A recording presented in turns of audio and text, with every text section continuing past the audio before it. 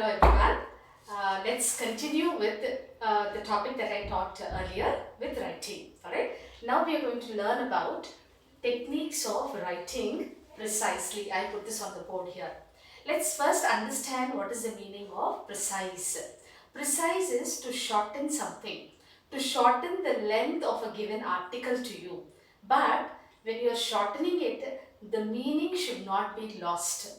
It should convey the same meaning when you are precisely writing a given article to you. That's very important. Now let me share something that happens with you students. You students are used to writing precise, isn't it? You are given a paragraph or an essay and then your teacher says write, give us a precise writing, right? So what do you students do? For example, if the essay has around five paragraphs, five paragraphs, and each paragraph consists of around 8 to 10 sentences. What do? You pick up 2 or 3 lines from the first paragraph, the same with the second, third, fourth and 5. And what do? You put all those sentences together and make it shorter, make it into one paragraph. Now when you look at those sentences and when you read them, the first 2 lines of your paragraph has no connectivity with the second 2 lines of your paragraph. Because what have you done? You have just picked up the sentences to make it shorter. But it is meaningless. It is not conveying the meaning of the article that was given to you, right? You do this most of the time in your exams. When you are asked to write a precise, what should you do? You should read the paragraph completely. All the paragraphs, For example, an essay of 300 or 400 words when it is given to you. Read all the lines, line by line. Try and understand what the written part of that particular article is trying to convey to you. Gain some knowledge. And then what should you do? You should put them in your own words and build a paragraph which is shorter than the 5 paragraphs of essay which was given to you. Now this is a very lengthy process, right? We are all very lethargic, lazy. We don't want to do it. Reading itself is a boring, skill. We don't like reading at all. And above that, you're supposed to read it, understand it, gain some knowledge out of it, and then put them in your own words. Who will do all that? Isn't it? But then that is not right. You should learn how to do it precisely. Like I said, a sentence should have a proper structure. The written part, when you are writing something, that should also convey complete meaning. Alright? So in order to write effectively, now what did I say effective was? Effective is something that conveys meaning, which is knowledgeable, which gives you some information. That is effective. When you are reading, you had to look at this, right? Your reading had to be effective. In the same manner, when you are writing, your writing should be effective. So in order to be effective with your writing skills, a few points are mentioned in your textbook. If you have your textbooks with me, turn to page number 23. Now here, there are certain techniques given to make your writing effective, which means meaningful and understood, right? When you write, good writers, why are they considered good? They receive Nobel Prizes, they get all sorts of awards. Why? Because through their writing, they have conveyed meaning, they have spread knowledge, they have given you information. Their style of writing was so good, they have written so creatively. There is so much that goes behind writing. It's not just blindly writing. Okay, now another example, let me give it to you. For example, you are writing a test, okay? And we already tell you what the syllabus is, and we ask you to come prepared to write those questions. You don't prepare well, right? Sometimes you just walk into the college just like you walked in yesterday without any preparation. You know little bit of information about that particular topic that we are going to test you. What do? You write that same information in different words, in different sentences, and that is the time where we can see your creativity. Yeah, same piece of information is put in different phrases and sentences and words. You confuse the teacher. The teacher herself or himself is looking at your answer again and again, trying to understand what were you trying to convey. Isn't it? That is the height of creativity when it comes to you students. You are very good at it. In case we ask you to write a paragraph in 50 words, you will make it 60 to 70, but you will not make it less, because your creativity is at its peak. You add words and sentences which convey the same meaning that has been conveyed in the beginning of the paragraph. You turn them upside down, You go from the left to the right and the right to the left, and every line and every every sentence in your paragraph is actually talking about only one particular aspect that you know. Okay, that is not writing. In order to make your writing effective, there are certain techniques that you have to use, which I am going to explain to you in detail now. Let's look at the first technique, which is spoken about here in your textbook. It says, understand the task at hand, read the questions carefully, identify keywords, and note what exactly you need to do. For instance, in some cases, you may just have to present details in an organized way, whereas in some other cases, you are required to add your personal evaluative comments as well. Now, the first thing is you need to understand what is the task at your hand. Now again, this reminds me about a comprehension passage. We are all we love it, we love it because the paragraph is given to you, and the paragraph is followed by 5 questions to be written. You're so happy because the answer is right above the questions. You only have to read it and write, isn't it? So the paragraph usually given to you is around 7 to 8 lines. They don't give you lengthy paragraphs to write a comprehension. That's a comprehension passage. They give you a very short paragraph so that it is easy for you to read, understand and answer the questions. Again here, what do? We are very clever, isn't it? Very intelligent. The first question's answer we know lies in the first line of the paragraph. The second questions in the second, the third, they follow, isn't it? That is what we used to do. At least I used to do that. When I was in school and a reading comprehension passage when it was given to me, I used to do that.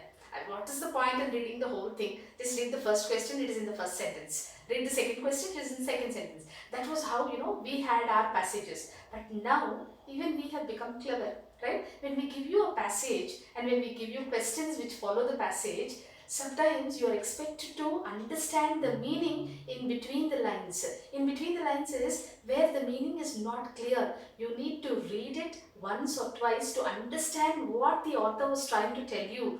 The answer is not apparent. It is not clear. You have to read it, understand it, and then put your thoughts in your own words and then write the answers. But again, as I said, we all do it. Simple job. We make it very simple. We read the first line and first question's answer. Second line, second question's answer.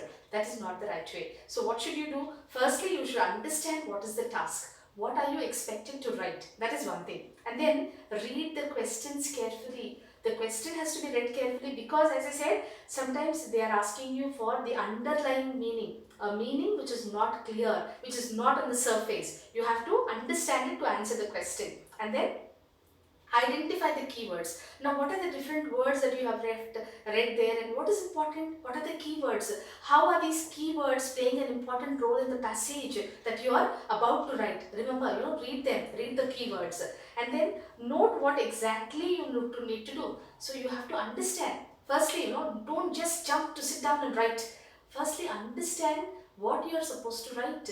All right, and then, for instance, in some cases, you may just have to present details in an organized way. Some passages which are given to you, you are just supposed to read it and write it in an organized manner. Now this is again given to us in our exams. We call it scrambled sentences, don't we? The sentences are all scrambled. Okay, they are up and down, 1 to 10 or 1 to 5. You have to read them thoroughly to know which sentence should go first, which sentence should come second, right? So the information that is given to you, you have to read it carefully and try and understand what should go first, what should go second, what should come at the conclusion. So this is another thing that you have to read finally for to write, in order to write it. And then the next strategy about writing. What is the next technique? How can you be an effective writer? How can you make your writing effective? Prepare an outline for your write-up based on the task requirements. Now, once you understand what the task is about, how would you understand it? When you read the questions. When you read the questions, you will understand, okay, this is what I need to write. So once you know what you should write, what should you do? You should prepare an outline. Outline is you're trying to get the gist of your written part. You're trying to give an outline to your paragraph. And then what would you do? This may include how many paragraphs, how much space for each component, what you will exclude, etc. Now, since you have read the essay which is in front of you, now you have thoroughly understood it. You have gained information and knowledge about it. Now it is very easy to know what to include in the passage, what to exclude in the passage, what to write in the beginning, what to write in the middle, and what to end the paragraph with. So all this will become very clear. So you are going to make an outline. Okay, my first paragraph is going to have this, my second paragraph is going to have this, and this would go at the conclusion. It will actually help you outline your written part, fine? And then the third strategy or the third technique which is given here is, based on your outline, search for credible sources of information and read them carefully. You may consult books, research articles, reports, theses or websites. Make sure that the websites you consult have authentic and verifiable information. Now, since technology is at our hand, technology has advanced so much that you can search and browse for anything. You name it and you have it on the internet. So whichever topic is given to you to write, you can actually search, you can browse that topic on the internet, have a look at it, read it, pick up words, phrases, sentences, information that you think can be included in your written part. But at the same time, look at the authenticity of the written part. Sometimes you have so much of fake information given there. So firstly is you should be able to verify it, and when you give it in the form of a assignment to somebody, they should be able to verify what you have written, right? So the information that you are writing, see to it that it is authentic. Though you are allowed to refer to these websites, see that you grasp or you grab on authentic information, right? And the next strategy here is make notes while reading. I mentioned to you in my reading video. Did I tell you this? When you are reading something, you should make it a point to keep a notebook and a pen with you. Whenever you come across something important, just jot it down in the notebook, highlight it in the in the textbook. It will help you revise in future, and it will also help you study in the future. Fine. So making notes before writing something as a completed topic or as a final product, you need to do this. You have to write notes first, and then the next point talks about understand organizational patterns of text. For instance, an argumentative essay needs to have a clear position and an issue supported by evidence and arguments. For example, you are writing an argumentative essay. Now the word itself is telling you what is argumentative, where you are arguing. Now when you are arguing, you just cannot argue for the sake of arguing. When you want to prove me wrong, you should be able to tell me why you are right. Isn't it? So when you have to tell me why you are right, you have to give me proper evidence, right? So in order to write an argumentative essay, you are arguing, at the same time you are also giving evidence. You should see to it that your arguments are based on the evidence that you are providing in the written format. That's very, very important. So it all depends on what you are writing. Isn't it? If you are writing an argumentative essay, this is what it is. In case you have to unscramble the scrambled sentences, you just have to organize it. So look at what you have to write first and then decide what to write. Okay? And then the next point is, write the first draft based on your readings. This is very, very important. Elderly people, even people in my family, elderly people, they don't write something, just like that and send it away. They are very particular. They are very particular firstly to make a rough draft. They jot down points, points that you think must be included in your written part, right? First jot down all the important points, which means make a rough draft.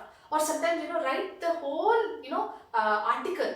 You just write down the whole article, read it once, twice, thrice. When you are reading it, what you will understand is, oh, this sentence is not necessary. I can avoid this sentence. Oh my God, how did I forget this sentence? This has to be included in this paragraph. So when you are reading it twice or thrice, you will get so many ideas. You yourself will be able to judge your paragraph. You will say, how did I forget this? How did I not include this? Why did I include this? This is not necessary. You will come across such assumptions even as you are reading. That is the reason why you should write a rough draft. When you write a rough draft and then you actually read it, you will understand what to remove, what to add, what to exclude. All that will be very clear. So the rough draft is in hand. You have made all the required changes in the rough draft, and then you can actually sit to write your main draft. That is an important aspect about writing, okay, to make it effective. And then coming to the next one. The next strategy here speaks about read your draft carefully. I told you this, right? Read it carefully. Once, twice, thrice, read it carefully.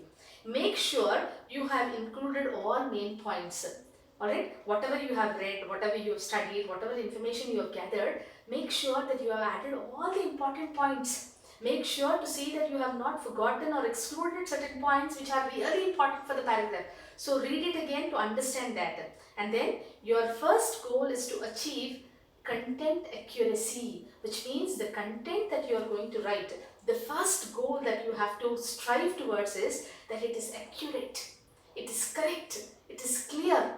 Nobody can, come up with comments which say that, this was excluded, that was not included, you should have included this. Let people not, give you such comments. It should be accurate, up to the point, up to the mark. That is again very important. Now looking at the next one, next technique of effective writing. Yeah, edit your text for redundancy. Now what is redundancy? Redundancy is words which actually have, which actually add no meaning. Redundancy is using the same words again and again. Yeah, it actually adds no meaning to your textbook. So don't use words again and again which are actually conveying the same meaning. So avoid redundancy. Don't use words. Return back. Yeah, return itself means to return, right? Why use the word back again? It is meaning the same. So avoid such words. Avoid words which are redundant, which do not require to be added at all. Okay, edit your text for redundancy. Unnecessary jargon. Again, this is another thing that you have to keep in mind.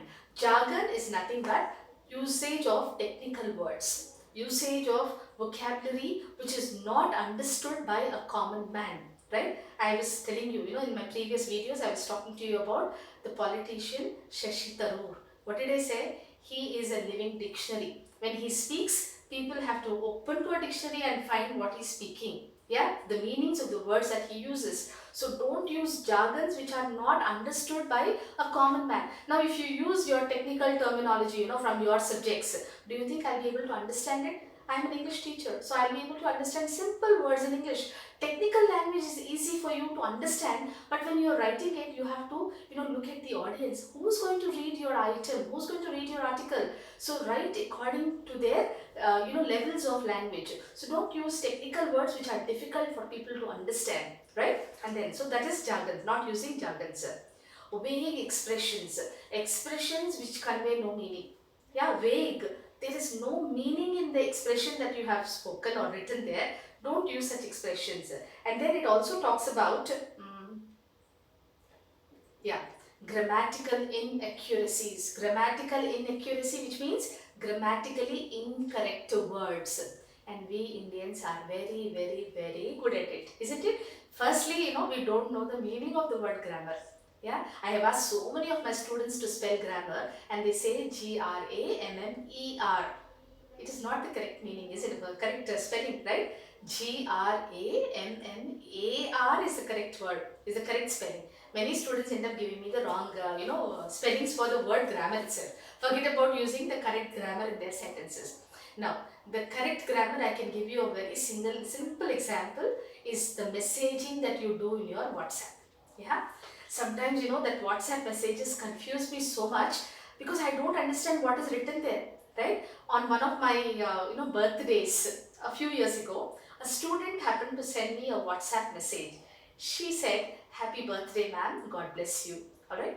Now, what did she do here? Instead of saying "God bless you" in full, she said, "Happy birthday, ma'am. GBU." Now, it took me a whole day to understand what is GBU. I was rather trying to put them together and pronounce it. I was not able to get the pronunciation also. How would I do it? GBU? I can't do it, right? And I didn't understand what it was. I asked so many of my friends. Nobody knew what is GBU. Then, I had to very shamelessly text back to the student who texted me and I said, "Sorry, Shravanti, but please let me know what is GBU." Then she said, she sent a laughing smiley and she said, "Ma'am, it is God bless you. If you are writing such a language, how do you expect an English teacher like me to understand it? It does not exist in the English language at all, isn't it? So God bless you is something that I don't understand. It is grammatically not right. It is not an acronym. It cannot be an abbreviation because GBU is not an abbreviation. Acronym, yes. Now these days it has become popular, so you can call it an acronym because G stands for good, B stands for, G stands for God, and B stands for bless, and U stands for you. isn't it? Now maybe you can understand. And in the same manner, I have seen you students texting one another. So many. I have learned so much of it from you people, right? Even I have started texting that way, though it is incorrect. Yeah, your thank you. You know, my thank you is THANK space YOU, and your thank you is TQ. Yeah, you're right. Yes, you're right. TQ. How about ABOUT? It is just ABT. Above, it is just ABV. And another sentence which shocked me is, you know, you students text one another. You say, long time no see. Now, what is this long time no see? I would never understand it unless and until you students never explained it to me. You explained it to me, said long time no see means it's a big sentence which is, you know, written in a short form. Long time no see, it has been a long time since we have seen one another. Now that's a very lengthy sentence, waste of time, isn't it? Waste of, you know, your typing, all that. So waste of your battery. There's so many things that you're wasting by writing a lengthy sentence. So just write long time no see. So such grammatical inaccuracies must be avoided. And I have seen you writing your answers also in the same language.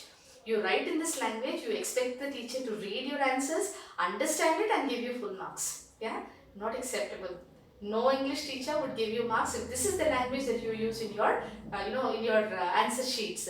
Whatever you write them in full grammatical form and syntactically correct. That's very important. If somebody is reading it, convey complete meaning. Don't put them in a chaotic situation where they are all confused, unable to understand what you are talking or what you are writing there. Alright? So, no grammatical inaccuracies. Now, the next strategy here is combine short sentences into compound and complex sentences. Ensure variety in length and type of sentences. Now, just now, you know, in the previous video, I talked to you about compound sentences, complex sentences. Now, what is the author trying to tell you here? He's trying to tell you that see that there is variety in what you write.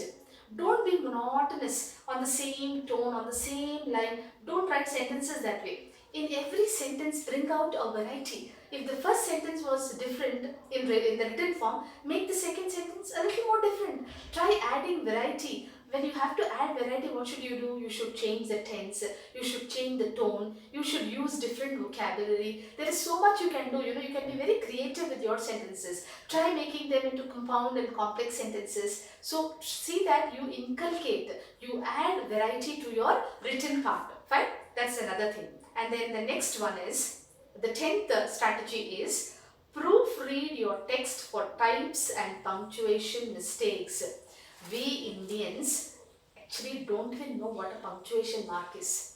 We don't use them. Even while we are talking, we talk non-stop nonsense. Yeah. Even when we are writing, we write non-stop. Yes. There are punctuation marks in the English language which are actually supposed to be used. You can't use it in your, spoken media. Can you do it? You can't say, I went to office today, comma, I will be sitting on my table at 10 o'clock, comma, full stop. You can't do all that, isn't it? So when you are writing, that is the time where you use your punctuation marks. Very, very important. And another very popular, commonly made mistake is, where are you going? Now what should come at the end? It should actually be a question mark. But we all end up putting a full stop. It's a question and we don't put a question mark there. And so many of us don't even know the punctuation marks, where they are supposed to be used, how should we be using it.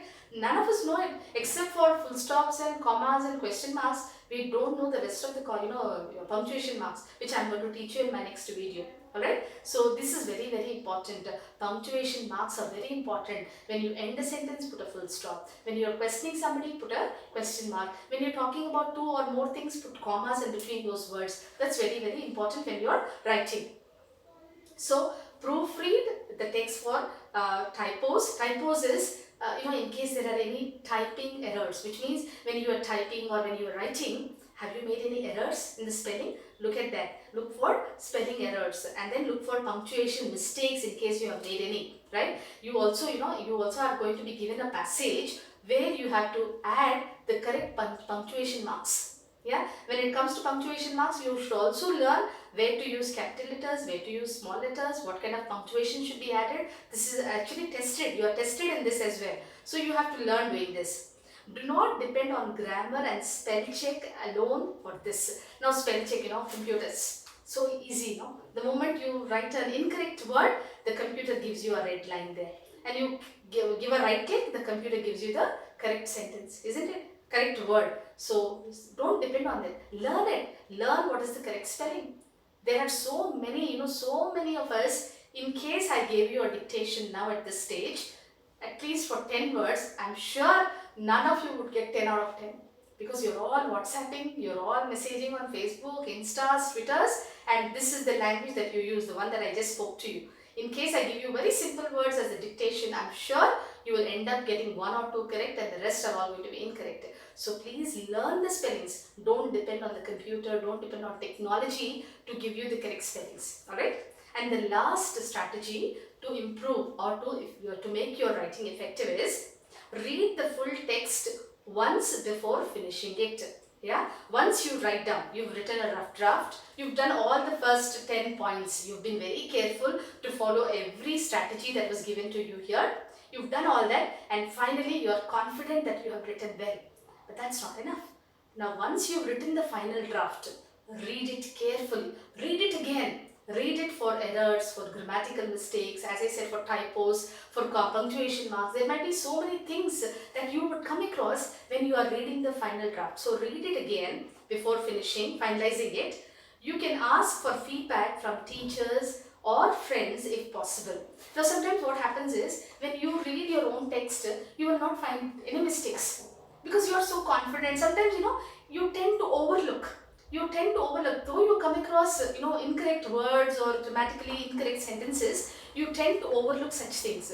But what I would suggest is, when you give your written, part, when you give your written, chapters to your friends or, your family members, when they read it, they might come across words which you must have overlooked or which you must have not really, located. So they will help you in correcting your written part, and then that is the time when you can recorrect it and then make a final draft and submit it.